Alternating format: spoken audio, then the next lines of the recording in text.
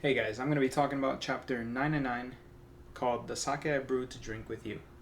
And we start the chapter off on Onigashima where Ace and Yamato are fighting it out. Not seriously yet, but I'm still trying to see how strong was Ace in this timeline.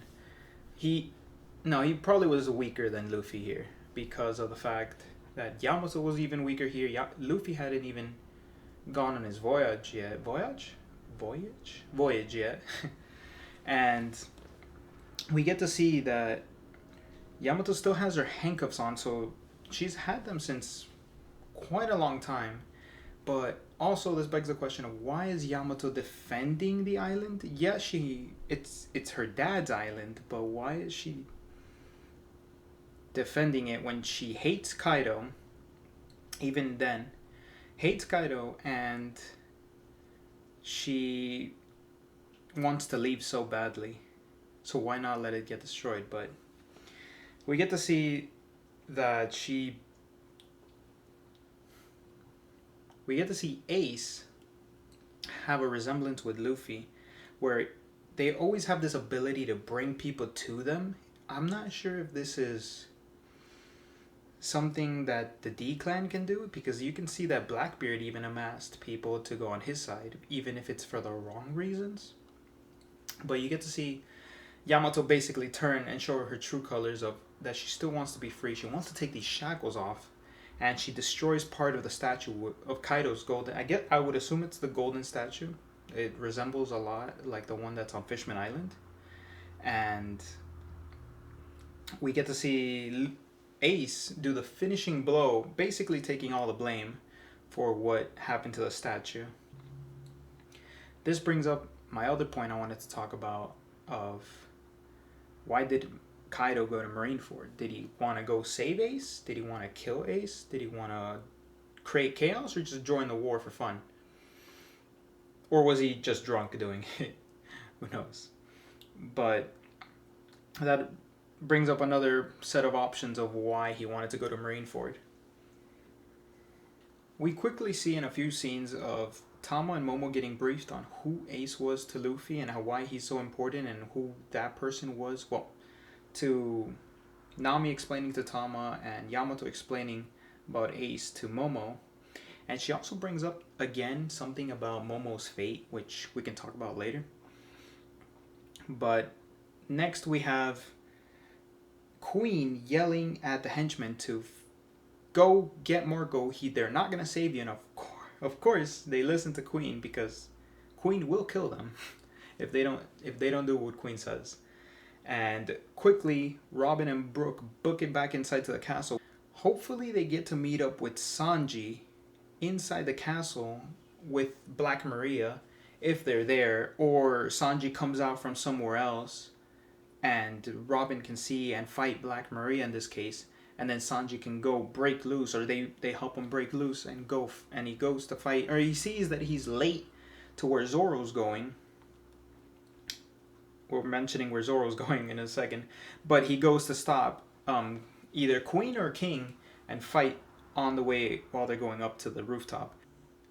And in these scenes, we get to see Marco carrying Zoro up to the rooftop, and Marco's crying, and we get a small flashback of Ace begging to go back to Wano. So he was not on the crew when he went to Wano. Now he got to get on Whitebeard's crew, and he wanted to make do with Tama, with the promise he made to Tama and I guess Yamato, that he was going to be back. And even with all the information that they got, they still didn't want to go fight Kaido. So Whitebeard was still very cautious about going to fight Kaido in this situation. So I want to know how Whitebeard was when he got the news that Odin had died. Was he furious about what had happened, or did he live up to the decision that as a man you made the decision to fight Kaido, you were like a brother to me, and you died, and that was your decision because of what you did. But then in the future, after this, we get to see that Whitebeard gave everything to go save Ace. He fought the Marines, the whole Marine HQ to go save Ace. So, was it because it was a tie to Gold Roger? Was it because he was trying to make Ace be the Pirate King? Or was it because he learned from his mistake about letting Odin do what he did as a man? It was his decision, because he did say, again, Ace, this was his decision, do not interfere, when he told that to Shanks. So, did he think about it? He's like, I messed up again. I made the same mistake. I'm gonna go help out. I'm gonna go save Ace in this situation now. And he went and he did everything he could to save Ace. So I think he learned from his mistake in this situation. We get a nice shot of both Zoan forms of Queen and King, which, first of all, tongue gun? Second of all, Queen, what the hell, man? Third of all, King looks awesome. Again, full of fire. So is this like a mystical Zoan fruit thing? We still don't know anything about King, and I hope we find some other stuff out. Maybe on chapter 1000, some more information on it, or what he is yet. And I mentioned that Yamato said to Momo, this is his fate again, which makes me think she knows something about Momo in that journal. And I think she might know something about the D initial, because she's looking at it. She says, yeah, Luffy has the D initial. And we get the feeling that she knows something that we don't. So maybe chapter 1000, we finally get to know something about the D initial. I hope. But there's some predictions for it. The last scenes of the chapter, we get to see Queen and King talking, like, casually. I love it. I love that they're talking so casually.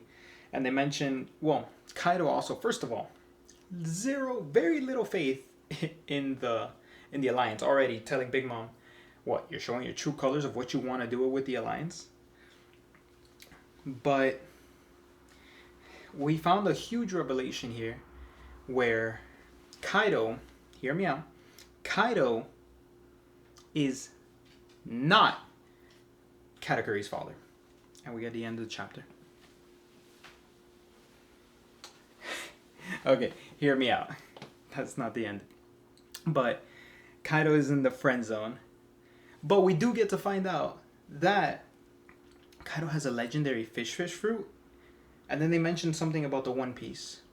And that's the end of the chapter. I know it's been a while, but have we had a legendary fish fruit? Have we had a legendary fruit at all in the chapter? What makes it legendary? Big Mom said, at least in the translation, it's the legendary model. What makes it legendary? Is it legendary because you don't lose your power to swim? Is there a legendary water dragon fruit? Or is he a dragon?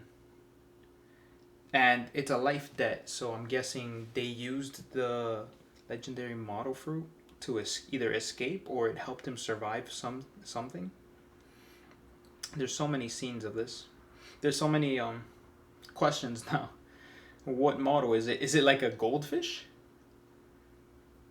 But some predictions for the next chapter. Next chapter is chapter 1000.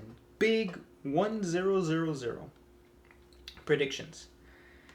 This one might not happen next chapter, but Momo might use Zunisha to stop the island. Big might. Big if. Crazy reach. But it might be crazy enough to work. Next, Blackbeard. We might get to see what Blackbeard's doing. Maybe Blackbeard shows up and we might get to see what Shanks is doing. Oda mentioned Shanks is going to start moving. Is he going to start moving in chapter 1000? Maybe. It's technically, quote unquote, 2 weeks away. But, some people are going to get the chapter sooner. We have to give a reaction to that one. And other things. that might happen in the next few chapters. We get to know something about the fish fruit, or something mentioned by the two Yonkos. We could get a flashback about the Kaido and Big Mom on Rox's crew, or something about Rox, or what happened to God Valley. There's so many things that can happen on chapter 1000, but I'll definitely make a video about it. So that's the end of the chapter, end of the video.